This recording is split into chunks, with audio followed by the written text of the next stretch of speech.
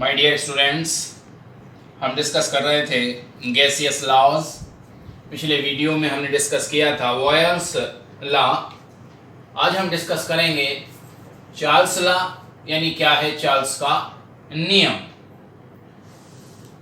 My dear, Jack Charles ने 1787 में constant pressure और मास पर वॉल्यूम और एब्सोल्यूट टेम्परेचर में एक रिलेशनशिप एस्टेब्लिश किया, जिसे चार्ल्स लॉ के नाम से जाना जाता है।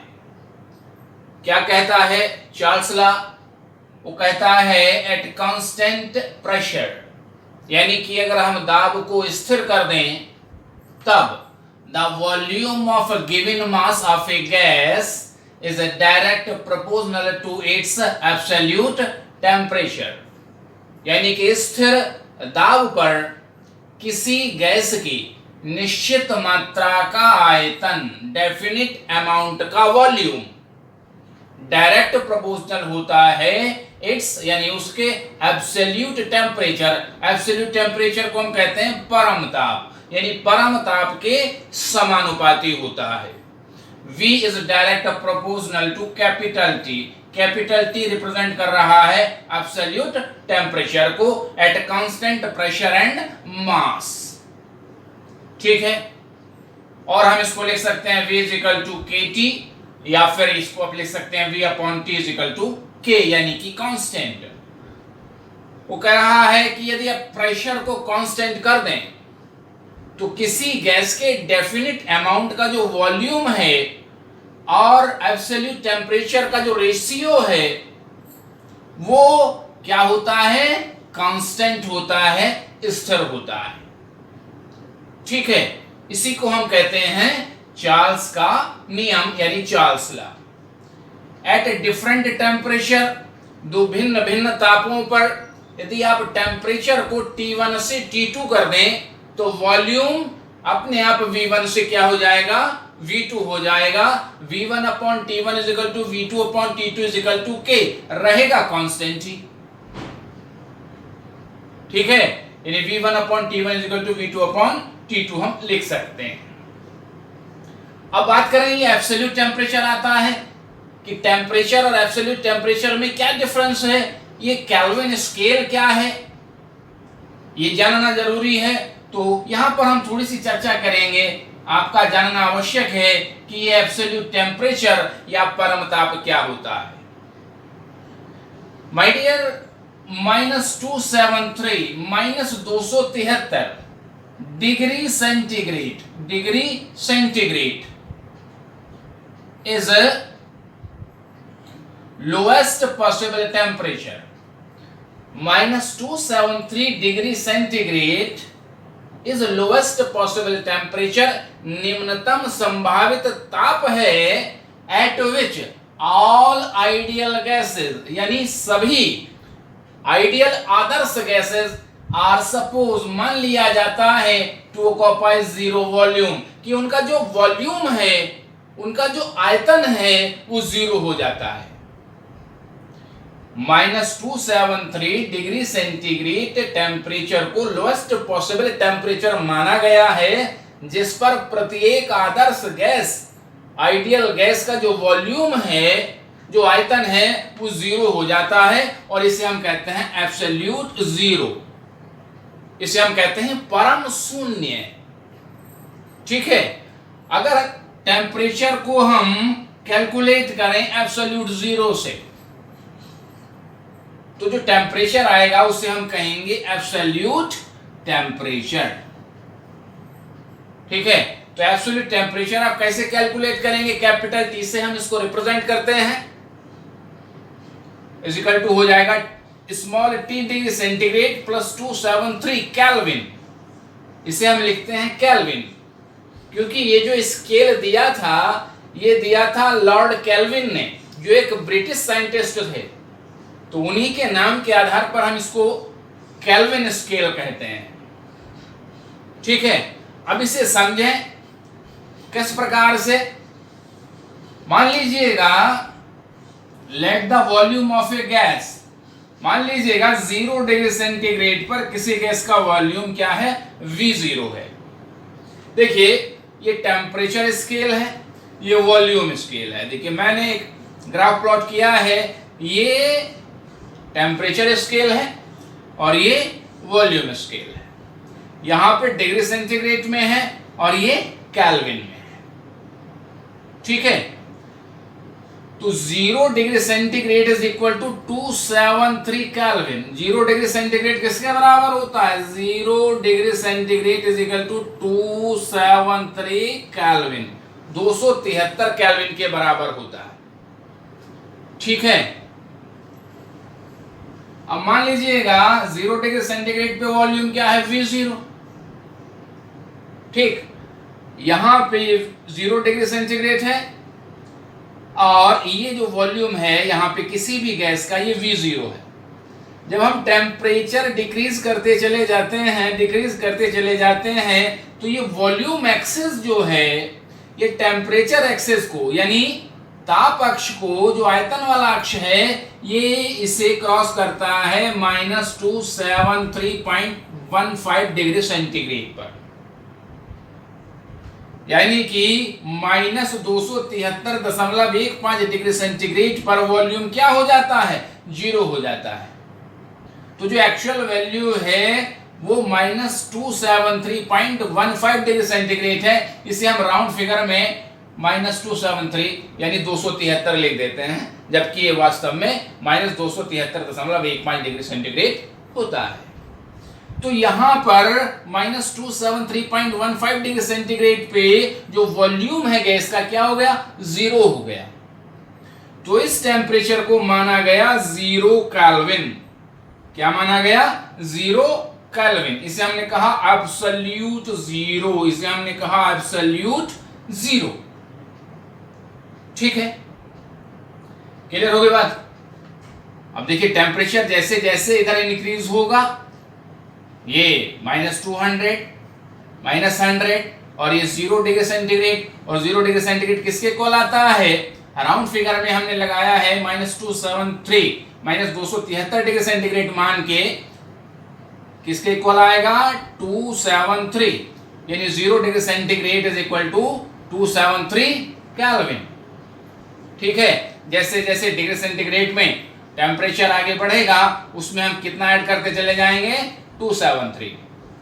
अगर हम सेंटीग्रेड टेम्परेचर को केल्विन पैमाने पर चेंज करेंगे तो उसमें कितना ऐड कर देंगे, 273, 273 जोड़ देंगे डिग्री सेंटीग्रेड में, तो वो केल्विन में परिवर्तित हो जाएगा, ठीक है। अब देखिए वॉल्यूम देखें, वॉल्यूम 1 डिग्री सेंटीग्रेड पे क्या होगा, V0 में कितना जो है इंक्रीज हो जाएगा, 1/273 इंटू V0, इतना इंक्रीज हो जाएगा। और अगर -1 degree centigrade temperature, -1 degree centigrade होगा तो V0 में से इतना वॉल्यूम माइनस हो जाएगा, इतना और कम हो जाएगा। और अगर हम बात करें -273 डिग्री सेंटीग्रेड पर, तो ये क्या होगा, V0 -273/273 इंटू V0, 273 से 273 क्रॉस हो जाएगा, V0 माइनस V0, यानी V0 में से V0 जब माइनस करेंगे तो वैल्यू क्या आएगी, 0। इसका मतलब क्या है, इसका मतलब ये है कि -273 डिग्री सेंटीग्रेड पर प्रत्येक आदर्श गैस, आइडियल गैस का जो वॉल्यूम है वो क्या हो जाता है, 0 हो जाता है। जबकि ऐसा है नहीं एक्चुअल में। जितनी भी रियल गैसेस हैं, जितनी भी वास्तविक गैसें हैं, वो वास्तविक गैसें -273 डिग्री सेंटीग्रेड तक पहुंचने से पहले ही पहले लिक्विफाइड हो जाती हैं। तो आइडियल गैसेस क्या हैं? देखिए आइडियल गैसेस वो हैं जो वॉयल्स लॉ को, चार्ल्स लॉ को और जो गैसियस थ्योरी है और जो आइडियल गैस इक्वेशन है उसको कंप्लीटली फॉलो करती हैं। तो ये एक इमेजिनरी गैसेस हैं, इमेजिन किया हुआ है कि ये आइडियल गैस होगी जो इस रूल को फॉलो करेगी, जो बॉयल रूल को फॉलो करेगी, जो चार्ल्स रूल को फॉलो करेगी, जो आइडियल गैस इक्वेशन को फॉलो करेगी, वो आइडियल गैस है। जबकि रियल में कोई भी गैस आइडियल गैस नहीं है। जो वास्तविक गैसें हैं वह है आदर्श व्यवहार, से डेविएशन यानी कि विचलन प्रदर्शित करती हैं। क्योंकि आप जब कह रहे हैं कि -273 पे क्या हो गया, वॉल्यूम 0 हो गया। किसी भी गैस का आप गैस को, जो जितनी भी रियल गैस हैं, जब गैस को आप टेम्परेचर कम करेंगे, कंप्रेस करके लाएंगे, तो क्या हो जाएगा, वो लिक्विफाइड हो गई। तो अब कोई भी गैस जब लिक्विड में कन्वर्ट हो गई तो उस लिक्विड का कुछ ना कुछ तो वॉल्यूम होगा ही। पहली बात तो वो गैस ही नहीं रही, लिक्विड स्टेट में स्टेट चेंज हो गया, ठीक है। और दूसरी बात ये भी है कि उसका लिक्विड का कुछ तो वॉल्यूम होगा ही। तो ये वास्तविक सत्य नहीं होगा, ये केवल किस पर लागू होता है, किन पर इंप्लीमेंट होता है, ये केवल आइडियल गैसेस पर ही लागू होता है। आदर्श गैस ही इस व्यवहार को प्रदर्शित करती है, ठीक है। क्लियर हो गई बात। तो ये है आपका चार्ल्स का नियम कि अगर आप दाब को स्थिर कर देंगे, प्रेशर को स्थिर कर देंगे, तो किसी गैस की जो डेफिनिट अमाउंट का वॉल्यूम है वो डायरेक्ट प्रोपोर्शनल होगा एब्सोल्यूट टेम्परेचर के। क्योंकि ये जो वॉल्यूम एक्सेस है ये 0 डिग्री सेंटीग्रेड पे क्रॉस न करके ताप अक्ष को कहां क्रॉस करता है, -273 डिग्री सेंटीग्रेड, जिसे आप कहते हैं 0 केल्विन, ठीक है। तो इसलिए जो वॉल्यूम है वो डिग्री सेंटीग्रेड के प्रोपोर्शनल ना होके डिग्री केल्विन के प्रोपोर्शनल होता है, ठीक है। क्लियर हो गई बात, ठीक। अब देखिए एक छोटा सा एग्जांपल है, किस प्रकार के एग्जांपल्स आ जाते हैं चार्ल्स के नियम पर। एक उदाहरण मैंने लिया है, it is desired to reduce the volume 1000 centimetre cube of a gas by 25%। यानी कि किसी गैस का जो वॉल्यूम है वो 1000 घन सेंटीमीटर, या इसे आप ml कह सकते हैं, कितना रिड्यूस करना है, 25%, यानी 25% रिड्यूस करने के लिए क्या करें, to what temperature the gas be cooled, किस ताप तक गैस को ठंडा करें कि 1000 ml गैस 25% तक क्या हो जाए, रिड्यूस हो जाए, ठीक है। यदि मान लीजिएगा इनिशियल टेम्परेचर है 125 डिग्री सेंटीग्रेड, वो कह रहा है कि गैस का वॉल्यूम 1000 ml यानी घन सेंटीमीटर है और टेम्परेचर है उसका 125 डिग्री सेंटीग्रेड, तो टेम्परेचर को कितना कम करें, गैस को कितना ठंडा करें कि इसका वॉल्यूम 25% तक कम हो जाए, ठीक है। ये पूछ रहा है सवाल में। क्या दिया है, V1 दिया है 1000 क्यूब सेंटीमीटर, ठीक है, 1000 ml वॉल्यूम ये हो गया। तो V2 क्या है, V2 कितना रिड्यूस करा रहा है, 25%, तो 1000 में से 25% इसका घटा दीजिएगा, 1000 इंटू 25 अपॉन 100, 1000 का 25% तो कितना आ जाएगा, ये 750 सेंटीमीटर क्यूब, ठीक है। यानी 1000 ml से 750 ml, इसे सेंटीमीटर क्यूब को आप ml भी कह सकते हैं। तो 1000 ml से 750 ml करने के लिए टेम्परेचर को कितना कम करें। अब देखिए टेम्परेचर दिया है T1, अभी 1 डिग्री सेंटीग्रेड में है, तो इसमें केल्विन में हम क्या करेंगे, चेंज कर लेंगे। तो 273 इसमें ऐड कर देंगे, 273 ऐड कर देंगे, तो 398 केल्विन आ गया। T2 आपको कैलकुलेट करना है। चार सलाह को इंप्लीमेंट करेंगे, V1 upon T1 is equal to V2 upon T2, ठीक है। तो T2 इज इक्वल टू हो जाएगा V2 T1 अपॉन V1। तो जो T2 आता है इसकी वैल्यू आती है 298 केल्विन, 298 केल्विन पर जो है 1000 घन सेंटीमीटर से इसका वॉल्यूम 750 घन सेंटीमीटर रह जाएगा, ठीक है। अब टेम्परेचर क्योंकि डिग्री सेंटीग्रेड में दिया है, अब ये यहाँ पे टेम्परेचर आता है केल्विन में, तो आप इसको डिग्री सेंटीग्रेड में कन्वर्ट करने के लिए क्या करेंगे, 298 में से 273 माइनस कर देंगे तो डिग्री सेंटीग्रेड में आ जाएगा, यानी 25 डिग्री सेंटीग्रेड। अगर हम इस गैस का जो वॉल्यूम है 25% कम करना चाहते हैं, यानी 1000 घन सेंटीमीटर से 750 घन सेंटीमीटर करना चाहते हैं, तो हमको टेम्परेचर 125 डिग्री सेंटीग्रेड से कितना करना पड़ेगा, 25 डिग्री सेंटीग्रेड, यानी 125 से 25 डिग्री सेंटीग्रेड यदि हम टेम्परेचर कर दें घटाकर, तो इसका जो वॉल्यूम है वो 25% कम हो जाएगा, ठीक है। क्लियर हो गई बात। अब देखिए एक छोटा सा रूल है, इसको भी मैं चलते चलते बता देता हूं। देखिए एवोगैड्रो का नियम क्या है। एमिडो एवोगैड्रो ने 1811 में इसको प्रपोज किया था। बड़ा साधारण सा नियम है, बहुत सरल है। क्या कहता है? At same temperature and pressure, समान ताप और दाब पर, यदि ताप और दाब इक्वल है, समान है, ठीक है, equal volume of different gases contain equal number of molecule, किसी जो गैसेस हैं, विभिन्न विभिन्न गैसें का अगर आयतन समान है, वॉल्यूम समान है, तो उनमें नंबर ऑफ मॉलिक्यूल भी इक्वल ही होंगे। वो कह रहा है टेम्परेचर और प्रेशर की सिमिलर कंडीशंस में, ताप और दाब की समान परिस्थितियों में, विभिन्न गैसों के समान आयतनों में, विभिन्न गैसों के समान आयतनों में मॉलिक्यूल्स यानी अणुओं की संख्या भी समान होती है। यानी कोई गैस ए है मान लीजिएगा और एक गैस बी है, ठीक है। अब अगर मान लीजिएगा इसका जो वॉल्यूम है वो 1 लीटर है, इसका वॉल्यूम भी 1 लीटर है, ठीक है, और टेम्परेचर और प्रेशर की कंडीशन सिमिलर है, ठीक। तो इसके 1 लीटर में अगर मान लीजिएगा 5 मॉलिक्यूल हैं तो इसमें भी 5 मॉलिक्यूल होंगे, ठीक है।